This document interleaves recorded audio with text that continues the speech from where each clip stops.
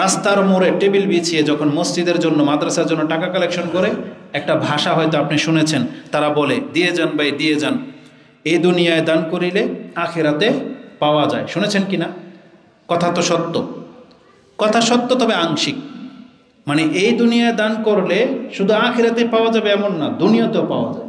কোরআনে আল্লাহ সুবহানাহু ওয়া তাআলা দুনিয়ায় নগদ আপনাকে দেবেন এই ওয়াদা আল্লাহ সুবহানাহু ওয়া তাআলা করেছেন, যে আপনি যা দিলেন এই দুনিয়াতে তো আপনাকে তার বদলা পরিপূর্ণ দিয়েই দেওয়া হবে। বরং আল্লাহ বলেছেন আমি 10 গুণ রিটার্ন করবো তোমাকে। তুমি 10 টাকা দিবে আর তোমাকে 100 টাকার ব্যবস্থা করে দেবে, আল্লাহ বলেছেন। কোনো না কোনোভাবে আপনাকে 10 টাকার মালিক আল্লাহ করবেন। 1 টাকা দিলে, আপনি 10 টাকা দিলে আল্লাহ আপনাকে 100 টাকার মালিক করবে, আল্লাহর ওয়াদা। আল্লাহ বলেছেন কাউকে আমি 700 টাকা পর্যন্ত রিটার্ন করব। এটা হচ্ছে দুনিয়া। আর পরকালে কি বললাম, জান্নাতের দরজা খুলে যাবে, জাহান্নাম থেকে আপনাকে ঠেকিয়ে দেবে, হাসরের মাঠে আপনাকে ছায়া করে রাখা হবে। এই বেনিফিটগুলো পরকালে রয়েছে। আর দুনিয়ার নগদ হলো যেই ব্যক্তি দিবে, আল্লাহ তাকে 10 থেকে নিয়ে 700 গুণ যে কীভাবে মালিক করে তার একটা এক্সাম্পল আল্লাহ টেনেছেন, যেটা সূরা বাকারার মধ্যে পেয়ে যাবেন। তাতে আল্লাহ বলেছেন মাসালুল্লাযীনা ইউনফিকুনা আমওয়ালাহুম ফি সাবিলিল্লাহ কামাসালি হাব্বাতিন আম্বাতাত সাবআ সানাবিলা ফি কুল্লি সুমবুলাতিন মিআতু হাব্বা আল্লাহু ইউদাইফু লিমান ইয়াশা ওয়াল্লাহু ওয়াসিউন আলিম। এই আয়াতটার মধ্যে আপনি দেখে নেন, আল্লাহ একটা এক্সাম্পল দিয়েছেন। আর এত চমৎকার উদাহরণ, এটা আপনার চিন্তাশীলদেরকে থ করে রেখে দেবে এবং আপনার অন্তর আল্লাহর দিকে ঝুঁকাতে সাহায্য করবে। আগে মূল কথাটা বলি, তারপরে যুক্তিটা পেশ করব। আল্লাহ সুবহানাহু ওয়া তাআলা বলতেছেন, আল্লাহ যে তোমাকে 1 টাকার বিনিময়ে 700 টাকা দিতে সক্ষম, তুমি কিভাবে বুঝবা? তুমি তোমার ধান গাছ নাও, যারা ধান রোপণ করো, গম রোপণ করো, জব ভুট্টা রোপণ করো, তুমি বলো তো দেখি জমিনে তুমি কয়টা দানা ফেললা? একটা দানা থেকে তো একটা গাছ জন্মে না? সেই গাছ 7টা শীষ বের করে দেয়। কয়টা শীষ? 7টা শীষ। আর প্রত্যেক শীষে আল্লাহ 100টা করে দানা দেয়। আপনি ফেলেছেন একটা ধান, ওই ধান গাছ 7টা শীষ বের করে দেয়।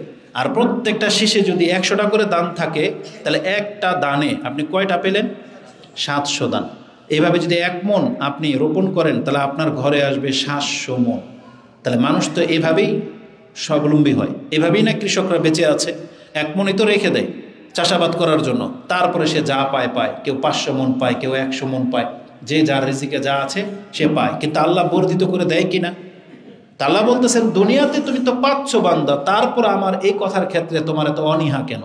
কেন তোমার অবিশ্বাস? যখন তোমার চোখের সামনে আমি দেখিয়ে দিলাম একটা আম গাছে একটা সিজনে কয়েক লাখ আম তোমার গাছে আমি ধরিয়ে দিই, তারপর তুমি আমার এই দিনের ক্ষেত্রে খরচ করার ক্ষেত্রে তোমার কেন এই জিনিসটা মাথায় আসে না? এই জন্য আল্লাহ সুবহানাহু ওয়া তাআলা এই দান ক্ষেতের উদাহরণ দিয়ে বলেছেন, যেভাবে একটা গাছ 7টা চারা বের করে দেয়, আর 7টা শীষের মধ্যে 100টা করে যদি তুমি দান দেখতে পাও, তাহলে 700টা দান তুমি পাচ্ছ। আমি আল্লাহ তোমাকে আর কিভাবে বুঝাইতাম? আল্লাহ সুবহানাহু ওয়া তাআলা আমাদেরকে দেখিয়ে দিয়েছেন। এটার বলেছি দলিল। এখন যুক্তি কি দেখেন, এটা যে কোরআনের আয়াত, মুহাম্মদ সাল্লাল্লাহু আলাইহি ওয়াসাল্লাম কোনোদিন তার মাথা ওই পর্যন্ত যাবে না বা যায়নি। কারণ মুহাম্মদ সাল্লাল্লাহু আলাইহি সাল্লাম কোনোদিন ধান চাষ করেননি, গম ক্ষেত করেননি। বরং আমি বলতে পারি কোনো কৃষক যারা ধান চাষ করেছেন, আপনি জীবনে কোনোদিন গুনে দেখেন নাই যে একটা ধান গাছে কয়টা শীষ বেরোয়, আপনিও গণেন নাই কোনোদিন। আর একটা শীষের মধ্যে কয়টা দান হয় এটাও আজ পর্যন্ত কারো মাথায় আসে নাই। এটা যদি কোরআনের আয়াত আল্লাহর পক্ষ থেকে নাজিল করা না হতো, কোনো মানুষের দ্বারা এটা সম্ভব না যে সে এইভাবে কোনো এক্সাম্পল পেশ করতে পারে। অতএব কোরআন যে আল্লাহর পক্ষ থেকে এসেছে, এই আয়াতটা হচ্ছে তার একটা চূড়ান্ত দলিল। এই জন্য যারা সন্দেহায় ভোগে তাদেরকে এই ধরনের কথা থেকে শিক্ষা নিতে হবে, যেটা মুহাম্মদ সাল্লাল্লাহু আলাইহি ওয়াসাল্লামের বানানো কথা হতে পারে না, কারণ তিনি কোনোদিন ধান গাছ চোখেই দেখেনি। আর তিনি যখন এই এক্সাম্পল দিয়েছেন, এটা স্রষ্টা ছাড়া কোনো বিজ্ঞানী এভাবে ভাবে নাই যে আমি দেখি একটা ধান গাছ থেকে কয়টা বেরোয়। তা আল্লাহ সুবহানাহু ওয়া তাআলা আমাদের ঈমানকে হেফাজত করুন, আমিন।